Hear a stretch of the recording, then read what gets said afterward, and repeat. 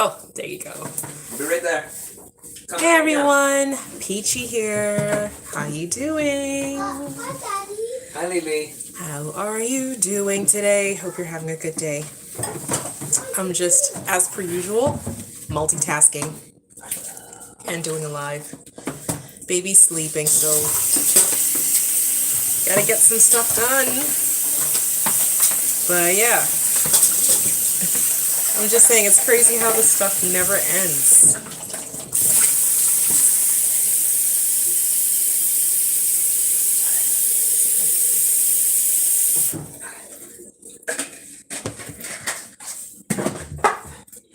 Like, with kids, this stuff never ends, guys. It never ends. Like, I had a list. It's taking me, like, this is the third day, I think. This is the third day that I'm, like, trying to complete this list. I finally made an appointment, a doctor's appointment, to get my ultrasound. So, I don't have the requisition for the ultrasound yet, but I still have to see the doctor to ask for it. It's so silly. I wish you could just ask for these things over the phone and then they just send it to you or whatever. But I have to see him physically, ask for the requisition, and then physically go again. But it's okay because, why am I still messing with this soap?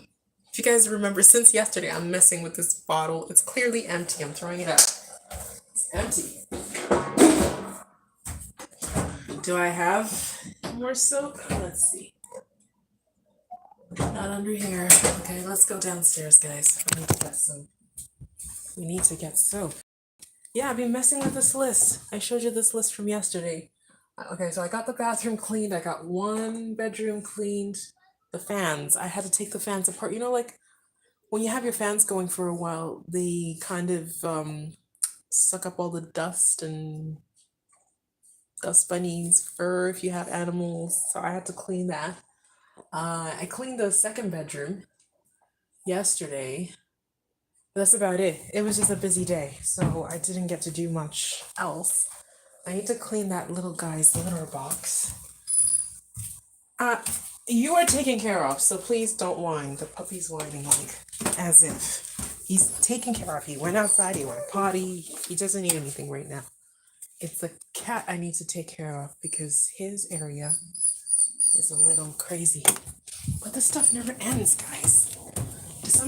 Nobody told me this.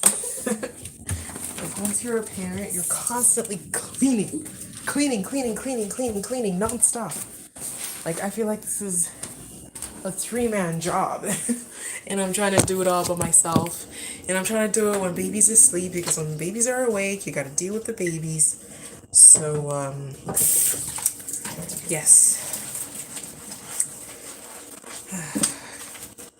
Here I am, doing dishes. Yet again. Is the life, isn't it? Isn't it? It's the life, yes. It's the life of a mom, it's the life. So, at the same time, it's bittersweet. At the same time, this being a mom thing to young children, it's not gonna last. They grow so fast. I can already see it with the oldest. He's 4. I cannot believe it because it feels like yesterday, guys. It feels like yesterday when we brought him home from the hospital. He's playing out there with his daddy right now because we just split the babies. Daddy's home for a while, so he has... Wait a minute. We didn't split them. I thought we did. I let him take Liam, right? The 4-year-old and the puppy. And I have the baby sleeping and the kitty in here. So I was like, okay, 2 for 2. But I guess because the baby's sleeping, maybe, that doesn't count for ratio. So I have kitty, puppy. So I was like, what's on my leg right here? Puppy's like napping right beside mommy. He's always stuck to me. Look at him. He's always stuck right beside me. Oh, I'm gonna miss him when he goes. I'm gonna miss that. I'm gonna have that ghost feel of like the puppy under my feet all the time. All the time. Why do they have to live less than us? Like shorter lives than us? I wish I could live as long as we do. Oh well, what can you do? All you can do is love them. You forgot? That's your dad that just brought you inside? You see? You see what I mean? His memory. Moth. Excuse you. Ah, quiet. The baby's sleeping. You're gonna wake the baby. Because you forgot. In just this 2 minutes, you forgot Daddy left you and now he's coming back in the house.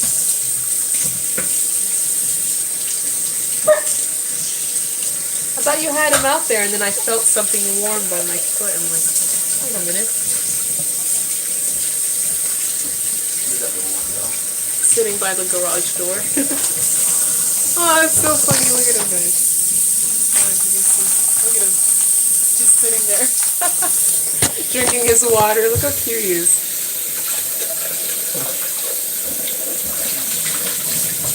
What you got there? Almond chocolates or something? Chocolate almonds.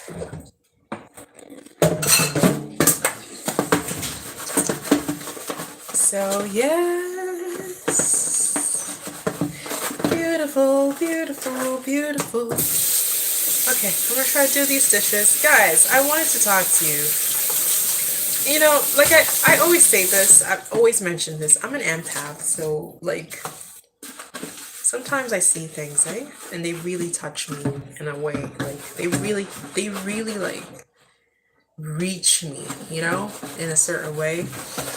This mass shooting that just happened in, where is it again, in the States? There's always some mass shooting, but this racism-driven mass shooting that just happened at the school and killed a lot of people. A lot of people. I wanted to talk about that. What is happening? What? I know it's not news. I know it's not news. Things like this happen more often than we would like to recognize. More often than we would like to think about or acknowledge. But that's the problem. That's the problem.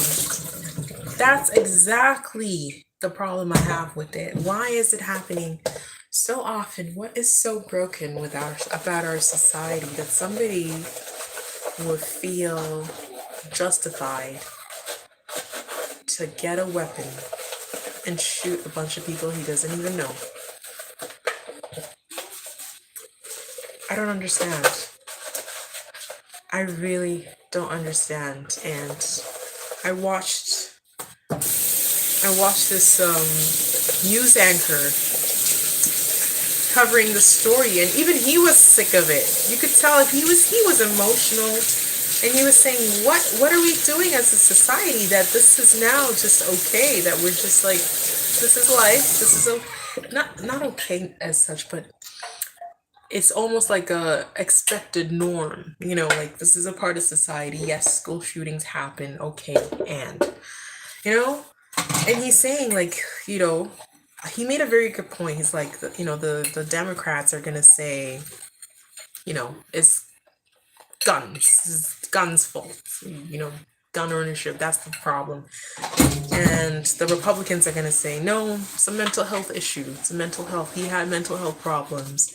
At what point do we really sit down as a society, as a human family? Okay, politics aside, divisive groupings and whatever aside, just as a human family. Hey, just forgot again? Oh my gosh, this one. At what point do we sit down and say, okay, enough is enough? What are we going to do about this? You know, we're very innovative. We're very intelligent. I'm very intelligent species. And I'm sure if we sat down, we could figure something out. We can't just keep having the same problem, just being told on the news like a broken record and nothing changes. You know, politicians just keep fighting about the same argument. Guns or mental health? Guns or mental health? Like, really? Really? We need to do something. We need to do something much bigger. I was like thinking to myself, I'm a very, from what I'm seeing in the world, what's happening right now, and kind of the setup, we've kind of been set up for failure by our ancestors, all of us, by our forefathers, and the violent past that they created, the violent history that we inherited from them.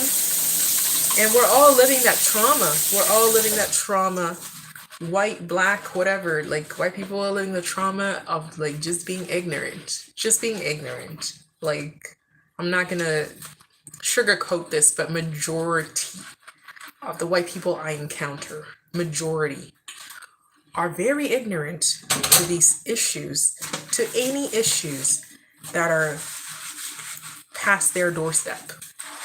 They're very good culturally, they're very good at being blissfully ignorant.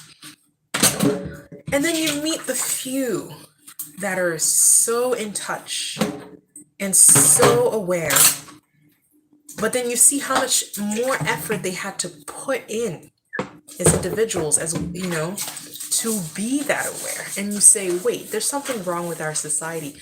If a member of our human family, just because of the color of their skin, has to put in so much more effort to just be a compassionate fellow human being towards their fellow members of their human family, I don't understand. There's some disconnect. There's something broken.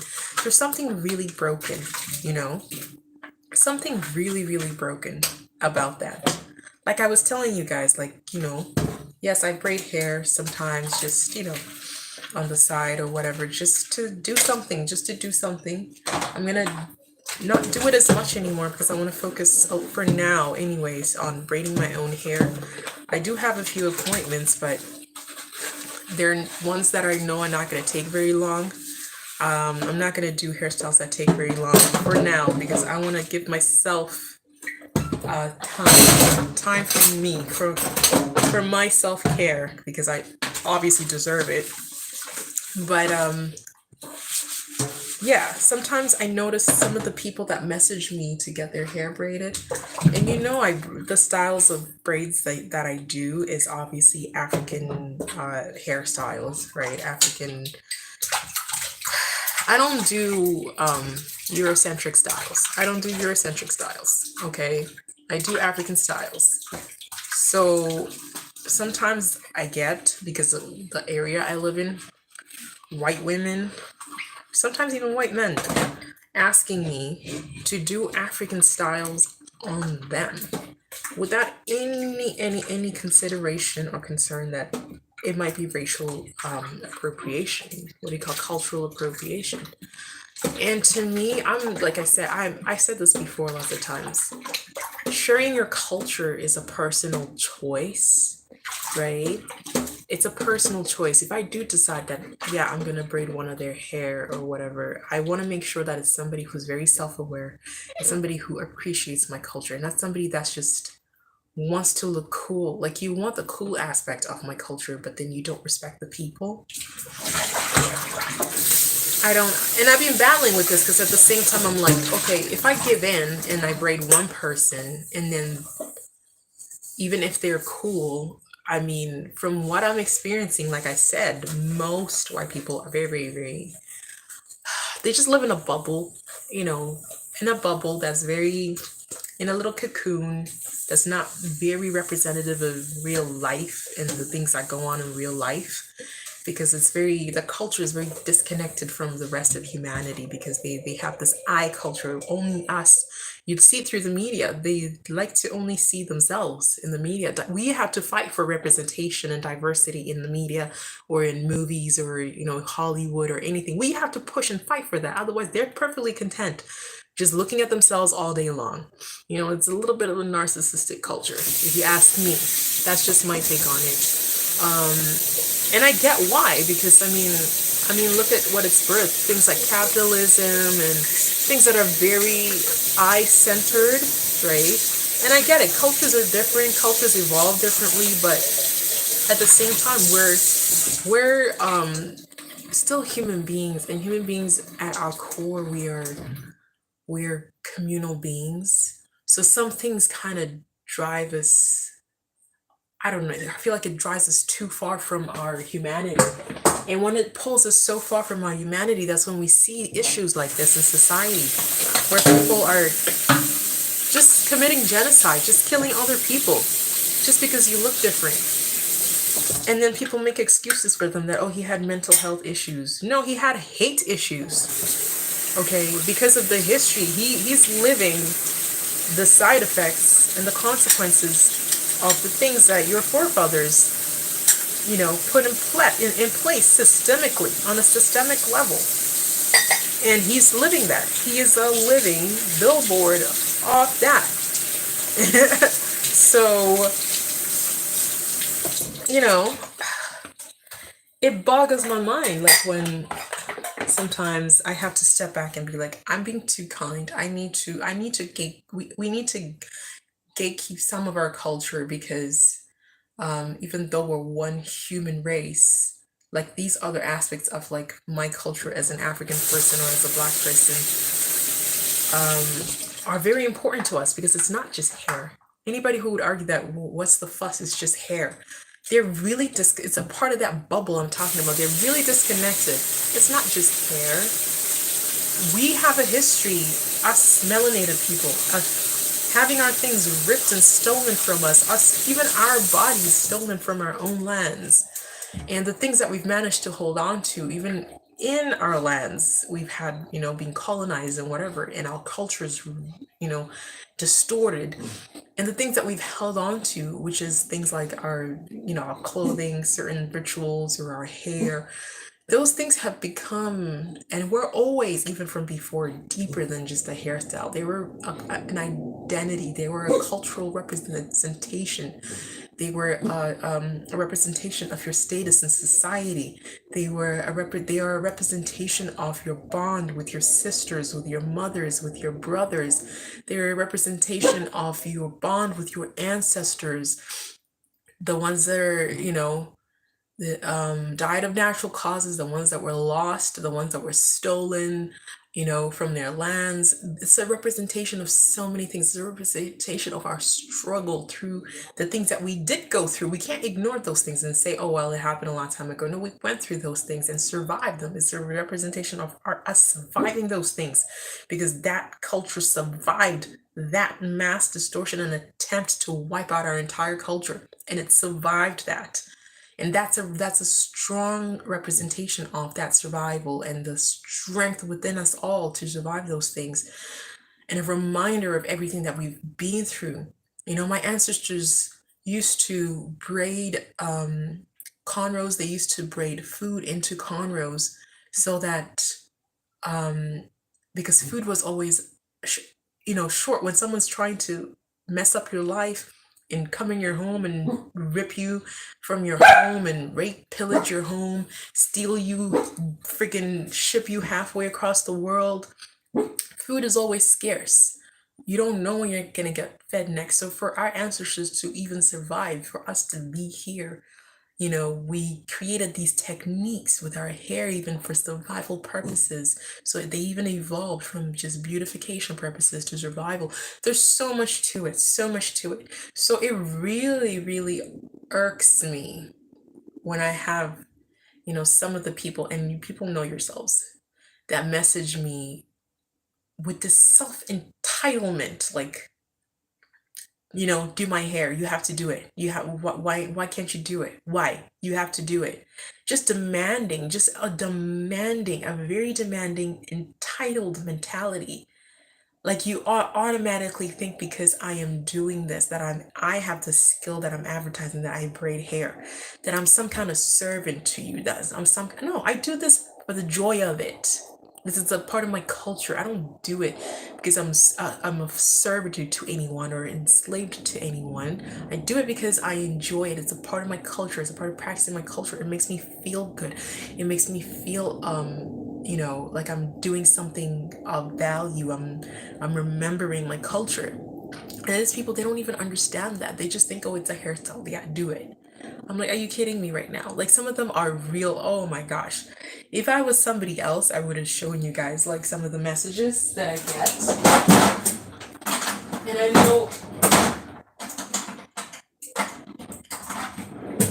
I've spoken about this before. I'm not anyone with that attitude. I'm not doing their hair. I'm not doing their hair. I think I've spoken about this before. Even people just have preconceived notions. Like they see, obviously, my profile picture. You guys can see my profile picture. Clearly, I'm a melanated woman. And then they assume that, like, I'm a melanated woman in Canada. But still, they assume that I don't speak English or something. Like, just ridiculousness like that. So I'm like, we live all this microaggression on a daily basis from people, just disrespect, because they too are suffering from those consequences of this violent past and they don't even realize it, right? So this should be a human problem, really. It shouldn't just be like, oh, it's their problem. Oh yeah, they got this happened to them, it's their problem. I don't even see it as just a problem. Like some people will look at it and be like, oh, well, that was in the States, that's their problem. No, I just look at it, this is my fellow human family and this happened to them. And I would feel the same if it was a white community that somebody went to and just had a, mass shooting, right? I'm an empath, so I feel for humanity. I feel for humanity. I don't just feel for those that just look like me only, but I do recognize that the bulk of injustices that are going on in this world right now, because of the history of injustice and racial violence that was already paved, are happening to people that look like me on the most part, right? So as a mom, as well, raising young boys who are going to grow up in this part of the world, and clearly it does not matter that their father is white, they're going to be identified as black men. I have to be heightenedly aware of the things that affects the black community everywhere. I can't ignore and say because it happened in the States and I'm in Canada. I cannot. What if my kids end up, going to school in the States or marrying somebody from the States and then they live there? Like, we're human beings, we're migratory beings, we're nomadic creatures. We don't stay in one spot. And it's not fair to restrict someone in one spot because, well, if you go there, you might experience this. And we need to grow and evolve as a human race. And to do that, we all need to start taking accountability and responsibility of our human issues as a human collective, and not just pinning it on, oh, it's just their problem that happened in their community, that's their problem. No, it's your problem too. It's everybody's problem. And with that said, I'm just like, I really wish everybody that looks like me, every melanated person was in a position to remove their children from these institutions, these educational institutions, and homeschool their children. That would be the best way to keep their kids safe. It might not be the entire answer, but immediately that's one way. But obviously, again, you see, it's like a double-edged sword. It's a revolving door. Again, because of the racial violence that our history has, it created a massive economic disparity between the races, particularly the black and white races, especially in the States, in Canada too, but especially in the States, and in a lot of places around the world too, right?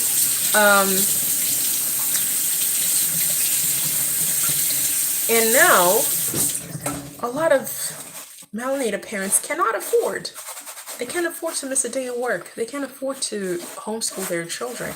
They can't afford to have, a surviving on a one-income family, one-income household like I do. They can't afford that. They have to keep hustling to elevate themselves. And I'm not against the hustle. I am all, you know me guys, I'm all for the hustle. I'm all for working hard. But at some point, you have to recognize that it's not all about working hard. A lot of the people that are in positions of wealth and power are not there because, oh, they just worked hard. It wasn't off just the sweat of their brow. A lot of them, right, just either they worked smart or they took advantage of somebody else that worked hard. Let's just call a spade a spade. Let's stop pretending here. Let's stop pretending like it's anything else, that all wealth in the world is made from people just sweating and working hard. No. Some of the hardest working people in this world are the least paid people in the world, and some of the least working people in this world are the most paid people in this world. Let's just call a spade a spade. Shall we? Shall we just agree on that?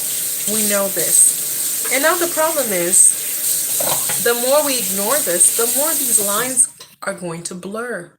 And now my, white brothers and sisters, because we're one human family, are starting to experience some of that disparity, right? Look what happened with COVID, and everybody's being forced to, do this and do that or whatever. And a lot of them I noticed were against that and they didn't want to do that. So economically, all of a sudden they're losing their means of survival, basically, right? Their economic statuses. How many doctors did we see that got, that lost their practices or licenses or whatever for just having, let's say, different opinions, right? Or different medical information or whatever, right? And I don't want to get too much into that because obviously it's a very controversial topic still, but you can just see how,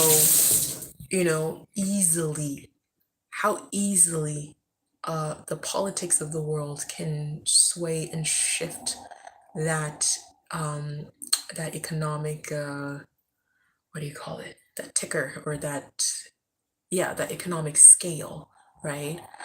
I'm sure it's still not nearly as bad as having your ancestors enslaved for and working for free for 400 to 500 years, and then going through the Jim Crow era and having your fathers removed from your homes and arrested and put in prison to work again for free in prison for crimes that are ridiculous, like possession of single-use marijuana or some ridiculous stuff that anybody else who is not melanated would just get a slap on the wrist for, right? You see those things and then you're like, I know it won't compare to that, but then do you really want to wait until that scale really, really tips to the point where you are in the same position or worse?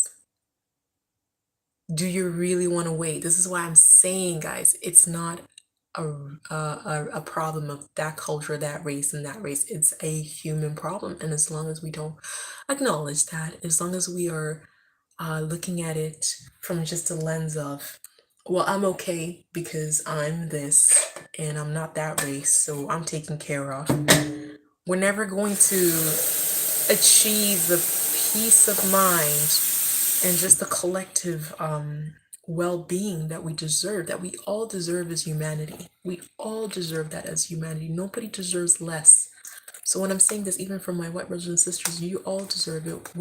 Everybody deserves it. But we have to come together and just be like, okay, enough is enough. When's this gonna end? These political games that they've been playing for how many years? Red against blue, white against black, this against that, just divisive measures, just keep the population divided so that you never see what's actually going on, all the power plays and the power grabs that are going on behind the scenes. Like, we need to wake up and smell for coffee at this point. At this point, it's not even coffee, it's poop. It's poop. They're literally pooping in front of us. Okay, they're pooping in our backyards. Not even, they're pooping on our tables, they're pooping in our house.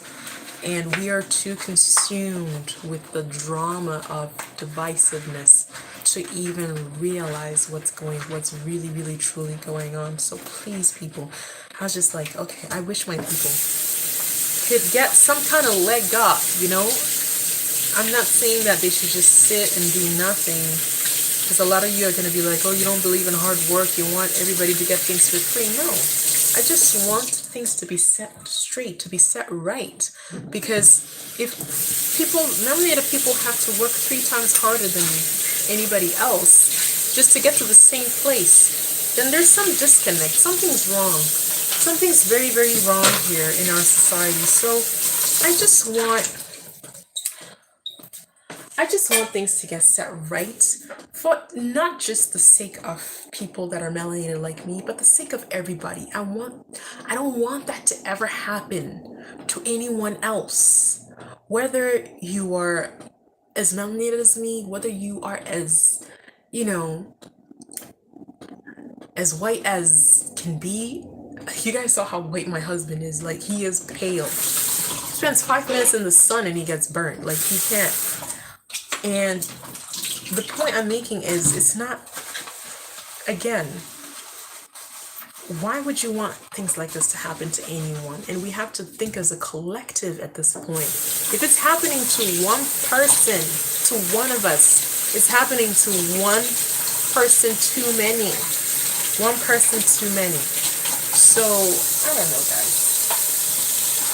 I want us to do something. I don't know. I'm trying to think of something, a project, something to, first of all, tackle this issue with the schools, the racial shootings, right? That needs to be tackled in on its own. And there's a lot of other overlapping issues that come with a lot of these institutions that these kids are in. Like, these lunch programs, kids coming to school hungry, and a lot of stuff, And I was like, is there something, how people have scholarships for college and whatever?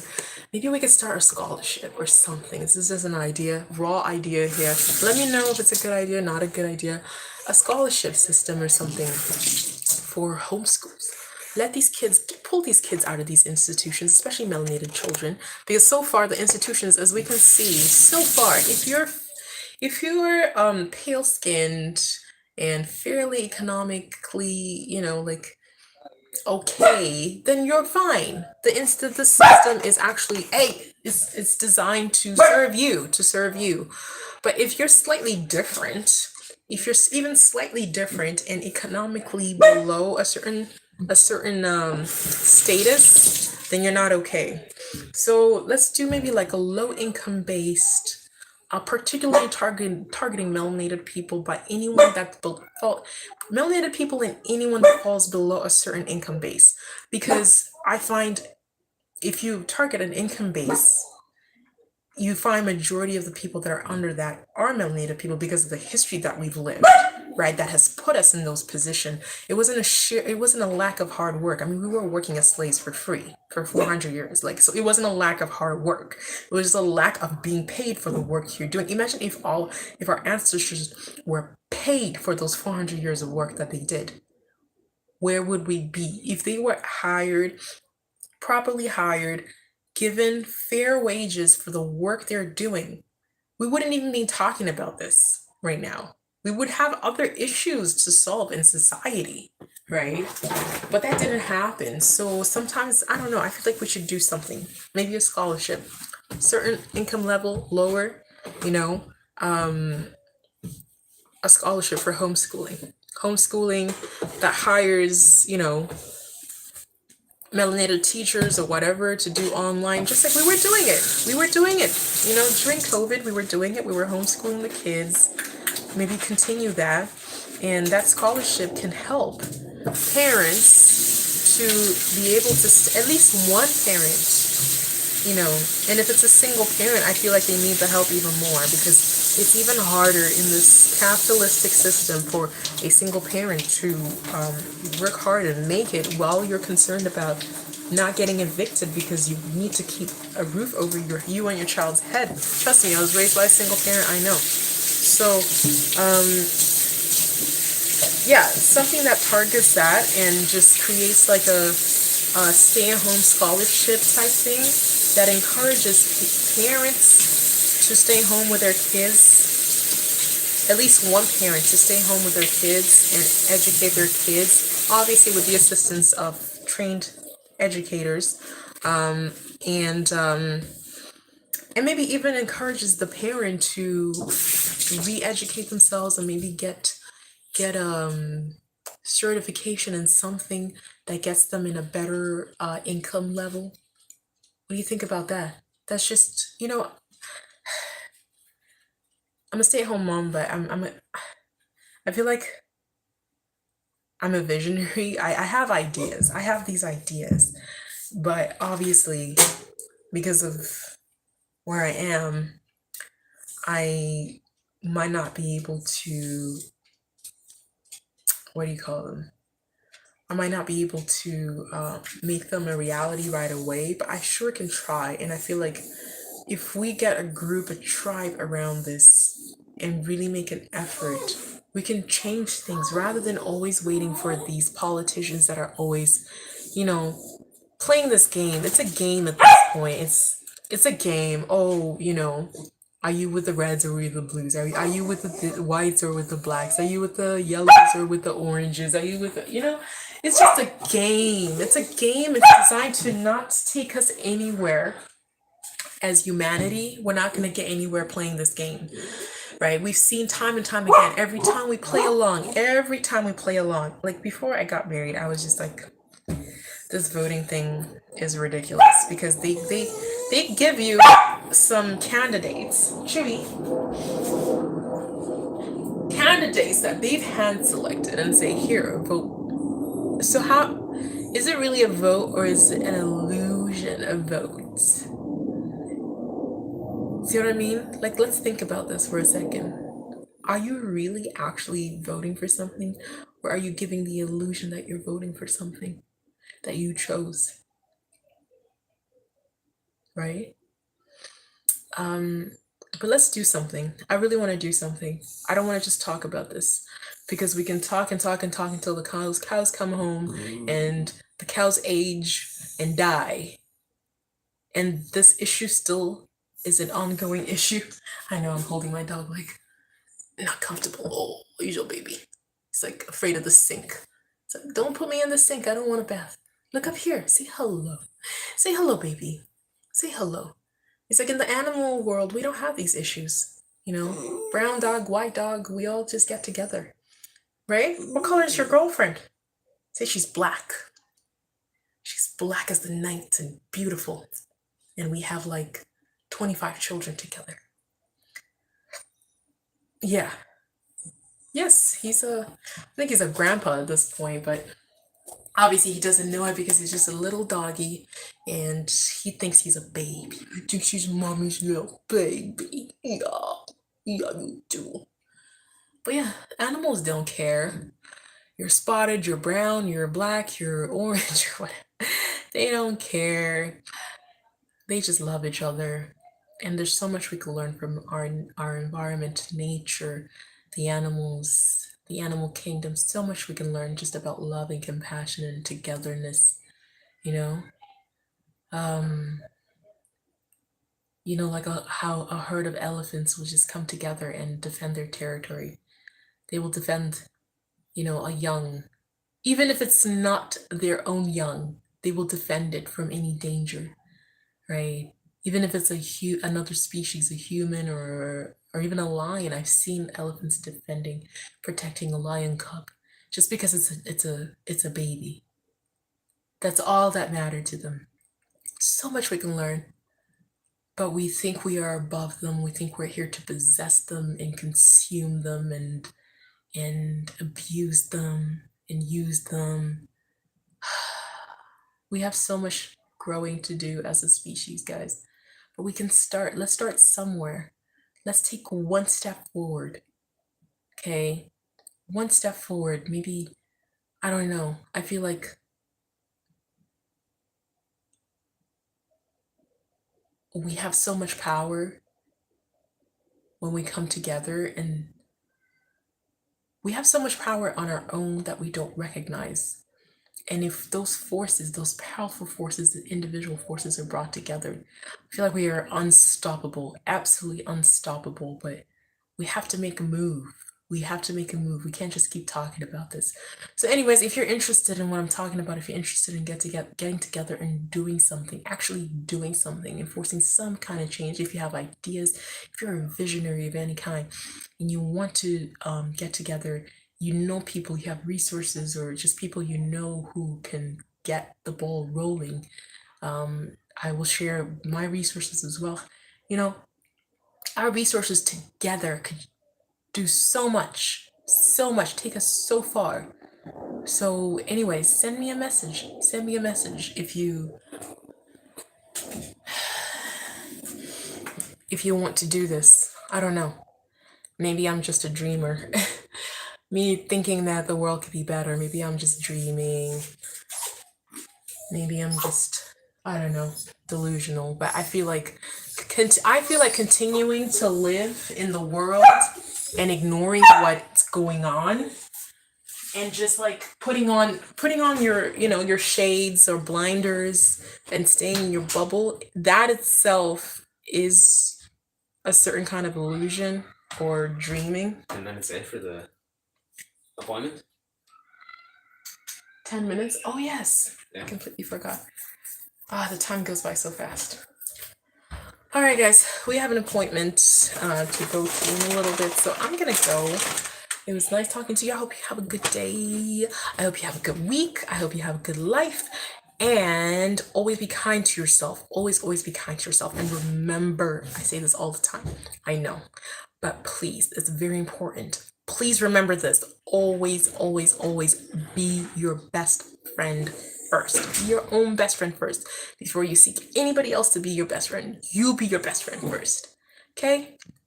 Ciao.